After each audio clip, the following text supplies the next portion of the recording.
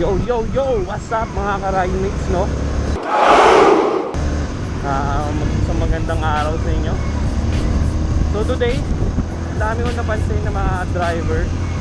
Share ko lang yung ride ko papuntang Makati. Ang dami ko napansin sa mga drivers ng 4 wheels. Bakit ba ang hilig nilang pagka-signal, biglang liko kayo agad?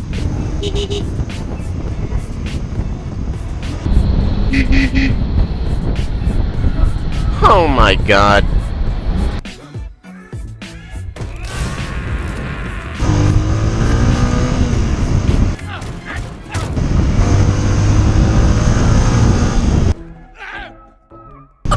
Kaya nga siya tinawag na turn signal eh.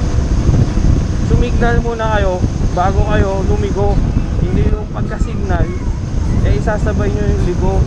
Oh my God. Diba? Ay nako, nakakaapat na ako sa C5 actually guys. So yun, share ko lang naman sa inyo yun. Oh my God. Kaya hindi mo talaga masasabi guys kung sino talaga yung kumuha ng lisensya nang hindi dinadaan sa fixer.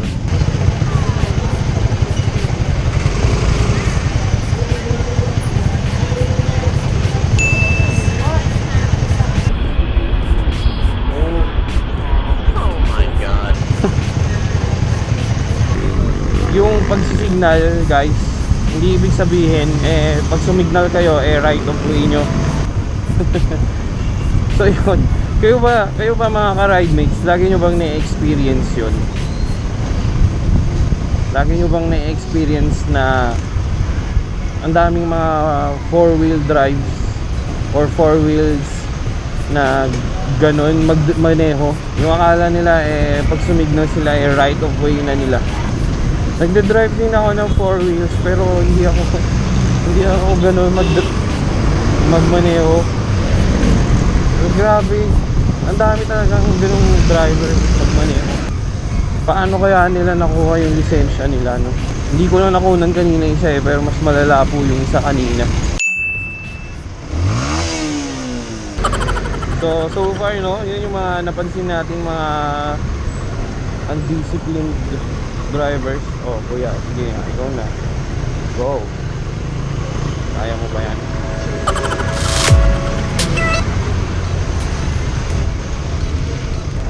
Ilan lang yon sa mga kamote sa daan dito sa Metro Manila. Alam nyo anong dahilan kung bakit ang dami ring undisciplined drivers? Yung LTO din natin kasi actually maraming kiwali dyan na empleyado nila at maraming fixer dyan na 1.5 lang makakuha ka na ng license. Yun, hindi mo na kailangan mag-exam dun sa 1.5 na yun or dun sa 1.2 na yun.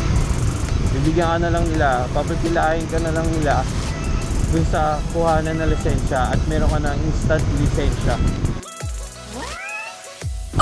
So sana maayos ng ating gobyerno yon, and para mas madami yung magiging matinong drivers dito sa Pilipinas, hindi yung puro fixer yung lisensya nila. Oh my God. Pero sana tayo maging disiplinado pa rin tayo para mas masaya yung mag-drive ng disiplinado kayong lahat sa daan. Katulad nun, cellphone pa, kuya, habang nagda-drive, galing mo kuya, diba? Yun guys, diba? Isa na namang pasaway. So yun guys, nandito na siguro yung vlog ko.